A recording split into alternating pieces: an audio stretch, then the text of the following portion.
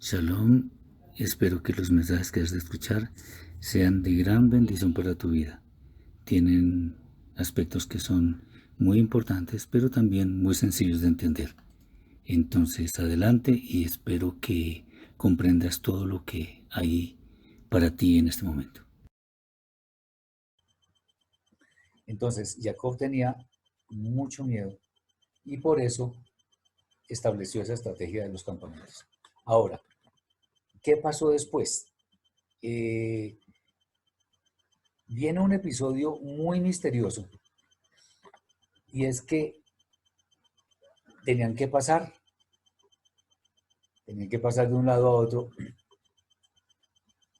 y Jacob lo que hizo fue pasarlos a todos, sí, pasarlos a todos y quedó solo. Y ahí es cuando viene un ángel a luchar con él. Hay unas historias en el Midrash que son interesantes porque al menos uno entiende un poco de qué se trataba la cosa. Fíjense ustedes, la lucha de Jacob con el ángel no era una lucha física, porque pues un ángel lo destruye a uno en un abrir y cerrar de ojos. Es evidente que el ángel le podía ganar muy fácilmente. Entonces la lucha era de otra forma. En el Midrash dice, se nos narra algo muy interesante. Voy a ver si lo puedo, si lo tengo acá. Discúlpenme.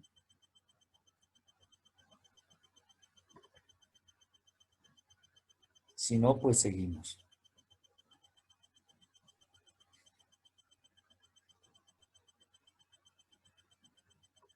No, no lo tengo acá, pero bueno, ok. Se trata de lo siguiente. Dice ese relato, acuérdense que el Midrash es equiparable como a las fábulas, donde se narra algo con animales, con cosas y hablan árboles, en fin. Pero finalmente el relato no es lo que uno debe, no es en lo que uno debe enfocarse, sino en la enseñanza que está inmersa. Bien, dicen los sabios que cuando Jacob se encontró con ese hombre, era un hombre, ese hombre le ayudó a pasar a toda la gente, todo el ganado, y lo hizo muy rápido. Entonces ahora, digamos en contraprestación, por decirlo de alguna forma, lo que hizo el hombre fue pedirle a Jacob que le ayudara a pasar sus ganados también, a transportarlos. Y Jacob empezó, claro, le ayudó porque el hombre le había ayudado. Entonces, él lo que hizo fue empezar a pasar el ganado. Pero duró toda la noche haciendo eso. O sea, dele y no acababa. Entonces, quedó tan cansado, que se le descoyuntó la cadera, haciendo tanto ejercicio, porque no estaban luchando, sino el hombre le pidió ese favor. Ahora, obviamente después se le manifestó como un ángel y ahí es donde empata otra vez con la Torá. Yo no estoy diciendo que necesariamente eso fue lo que sucedió, aunque no tendría nada de raro que hubiera sido algo similar. Pero bueno, el caso es que la lucha no fue física. Pues la lucha física uno lo ve en los Juegos Olímpicos, en los estadios de fútbol, en los escenarios de tenis, de polo, de qué sé yo. Lo que llegó a hacer ese ángel con Jacob fue ponerlo a prueba. Algunos tienen una opinión en la cual se refieren supuestamente a un ángel específico que tiene cada persona. Puede que una persona tenga muchos ángeles, pero hay uno que lo llaman el zar, o sea, como el guardián de esa persona. Y dicen las opiniones que ese era el zar de Esav, del hermano. Todos los ángeles recordemos que son buenos, todos. No hay ángeles con mala inclinación ni nada de eso. ¿Y qué fue lo que pasó? Que el zar de Esav lo que quiso fue poner a Jacob a prueba para ver si realmente estaba preparado para ser la cabeza del pueblo de Israel. Entonces, en la lucha, la Torah no dice cómo fue la lucha, sino se quedó luchando con él toda la noche. ¿Cómo? No fue haciendo pulsos, no fue levantando pesas, nada de eso. La lucha fue espiritual. Entonces el ángel de Esav, si es que ese era, lo puso a prueba. Y en esa lucha en la que Jacob tenía que responder y tenía que mostrar un comportamiento ejemplar, fue que el ángel vio, obviamente por obra del Eterno, vio que Jacob sí estaba preparado. Y entonces le dijo, tu nombre ahora no será Jacob, sino que será Israel. Será significa, bueno, después ya el Eterno le confirmaría ese nombre. Y además de darle ese nombre, ahí sí podemos, la Torah nos dice que el ángel le descoyuntó la cadera. ¿Ustedes qué creen que pasó con esa operación que hizo el ángel? ¿Por qué lo hizo? Me gustaría escucharles opiniones. ¿Por qué le fue descoyuntada la cadera? No todas al tiempo. ¿Estás ahí? ¿Estás ahí?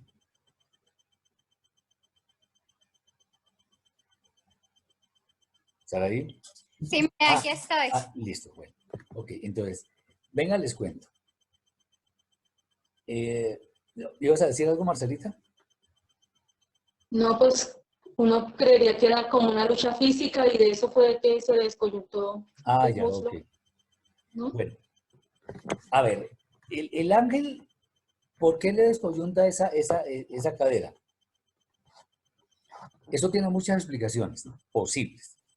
Una es que Jacob, de ahora en adelante, no iba a usar su fuerza, su convencimiento, sino su espiritualidad. Iba a quedar limitado, pero justamente en esa limitación era que el Eterno iba a mostrar su gloria. Recuerdan que Rab Shaul dice que el Eterno dice algo como que mi poder se engrandece en la debilidad. Bueno, este es un caso, porque Jacob no podía decir, no, fue por mi fuerza, fue por mi capacidad. No. Estando tan limitado, al único que le podía dar la gloria era el Eterno. Por eso fue que él se dio cuenta de eso, y aunque quedó cojeando, no se quejó ni nada, porque eso era obra del Eterno. El Eterno no necesita de nosotros para nada.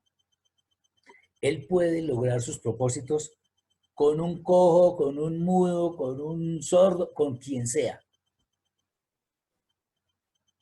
El asunto es que nosotros debemos obedecer.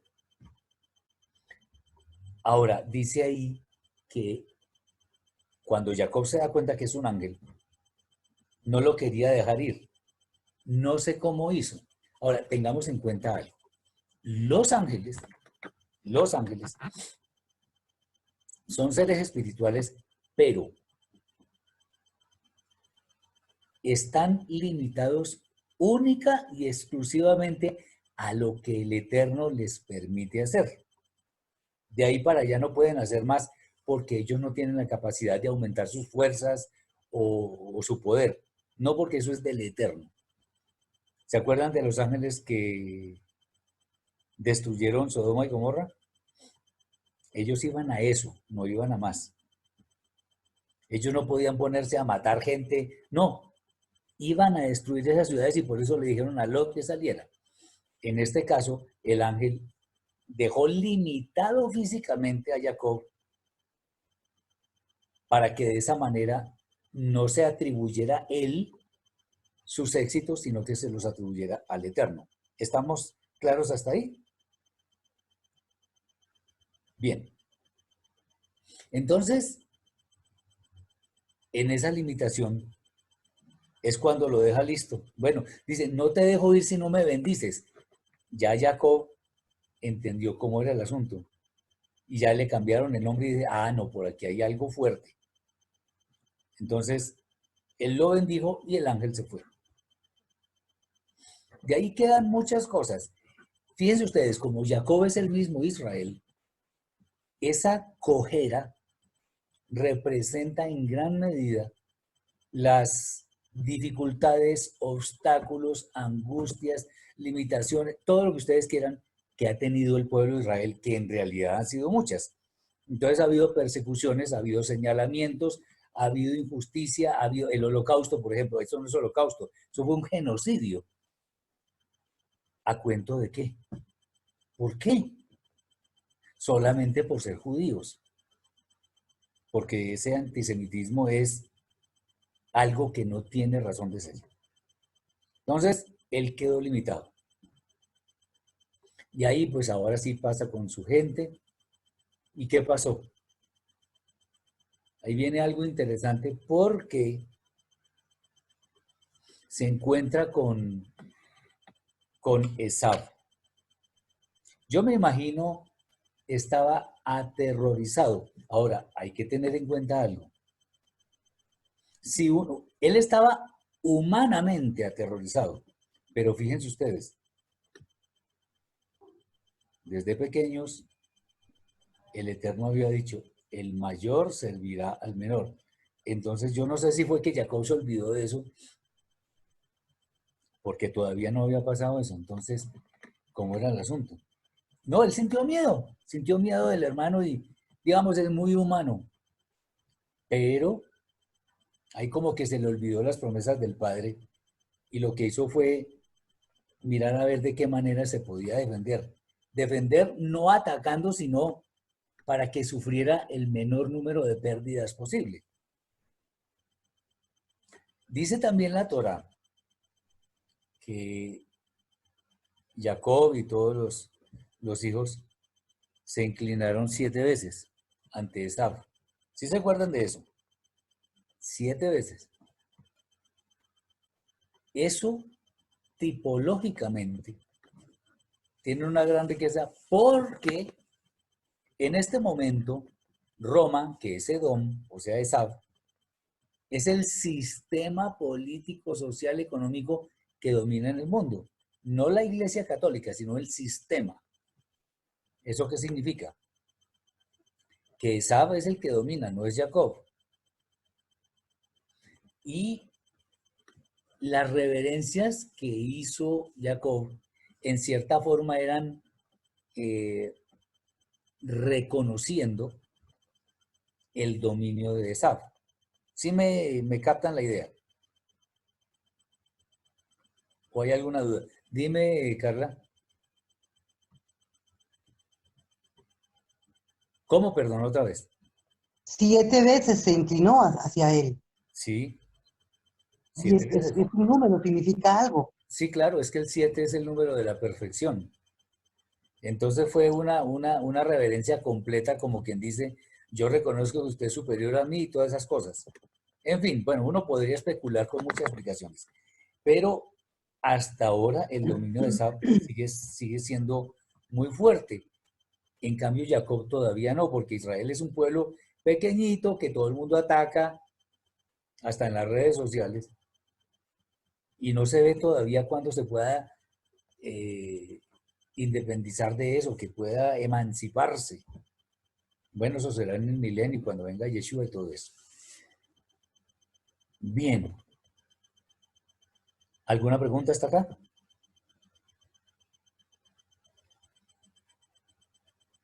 A ver, espérate un momentico.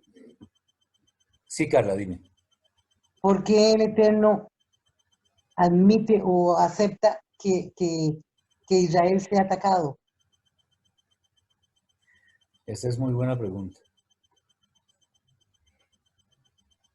Miren, a ver cómo lo ponemos.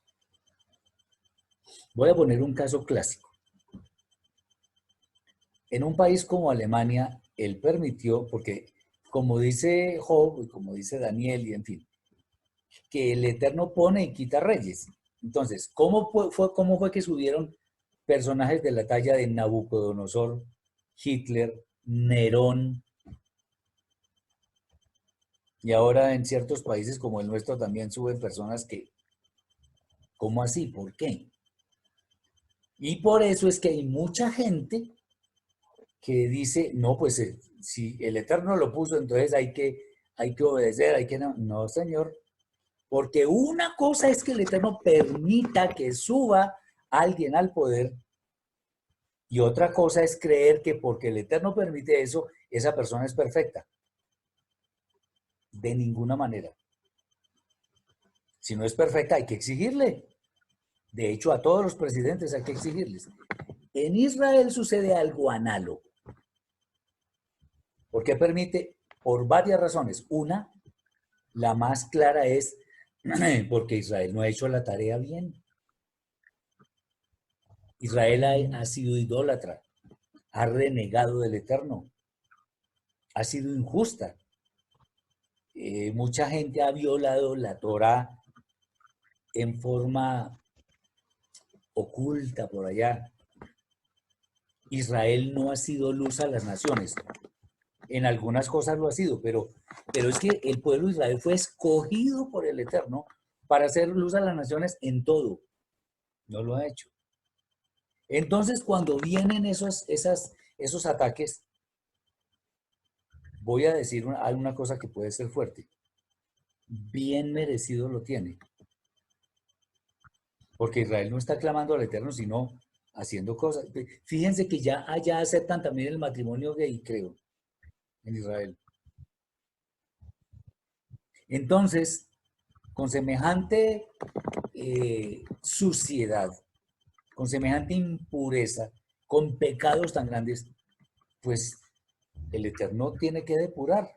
O tiene, no, él depura, ¿no? Porque él hace justicia, ni da que negue ni da, lo que corresponde. Eso es lo que pasa. Entonces Israel es atacado. Uno dice, pero una nación tan pequeña atacada por todo el mundo. Bueno, ¿qué pasó? El Eterno escogió a Israel para muchas cosas y no las ha hecho. Entonces, ¿qué, Israel cómo puede quejarse?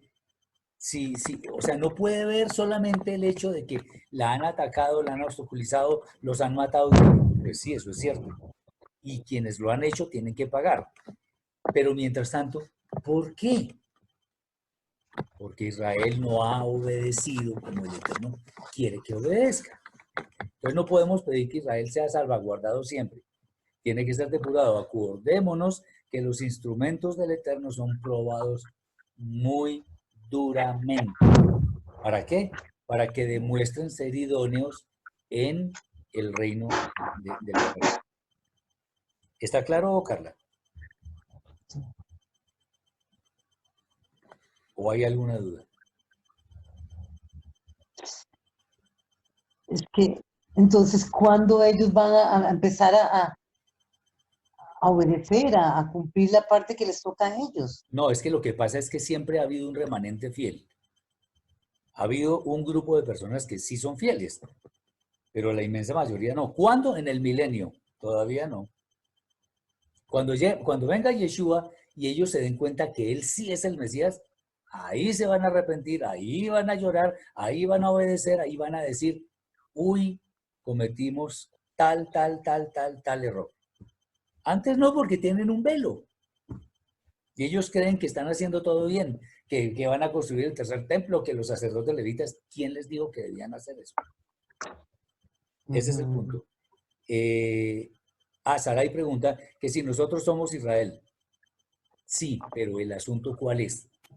El asunto es que nosotros no podemos identificarnos con un Israel político, socioeconómico. No, nos identificamos con el pueblo escogido del Eterno para hacer luz a las naciones por medio de la obediencia a la Torá. En ese sentido es que somos Israel.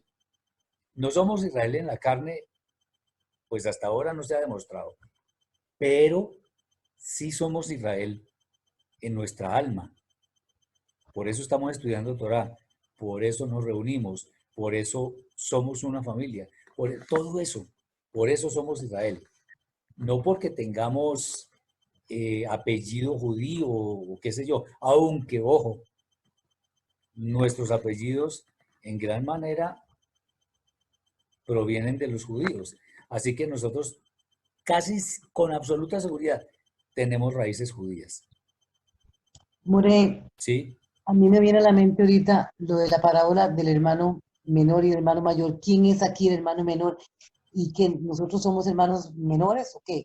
Sí, somos los hermanos menores, porque el pueblo judío ahí sí es el hermano mayor. ¿Por qué es el hermano mayor? Porque fue el que se quedó en la casa. Fíjate que cuando se dividieron las 12 tribus, ¿quién quedó en la región? Judá, Leví, Benjamín, las demás se dispersaron. Entonces, el que se va de la casa es el hermano menor. Pero vuelve. Sí, sí, ¿y qué tiene que ver? Sí, vuelve, ¿y qué pasa? Pero el hermano mayor no le gusta, no quiere. Pues eso es lo que está pasando, que a los judíos no les gusta que uno les corrija. ¿No te has dado cuenta? Que hay mucho rabino que dice cosas y no sé qué, y viene alguien supuestamente de los gentiles y le dice, eso está mal. Y se lo demuestra además. Ellos hierven de la ira. Mm. Por eso a ellos no les gusta que uno se atreva a corregirlos, porque ellos creen tener la verdad revelada y no es así. A ellos no les gusta que uno diga que tal cosa no es kosher cuando ellos dicen que sí es kosher. Eso los enferma. ¿Sí me entiendes? Ujú. Eso es. Es que me imagino que como ellos han quedado ahí, ellos han mantenido las tradiciones, digamos, y nosotros los hermanos menores venimos con otras cosas, pero ¿cómo explicarlo? No, yo te entiendo. Yo te entiendo. Mira, las tradiciones no son Torah, empezando primero. Eso no es Torah, así que ellos no pueden ufanarse de eso. Segundo, el hijo menor, el que se fue de la casa, se arrepiente. Y eso vale más que estar en la casa todo el tiempo. ¿Sí ves? Ujú, ujú, ujú. Eso es lo que pasa. Hay mucho más, entre comillas, más mérito, inclusive dicho por los mismos judíos.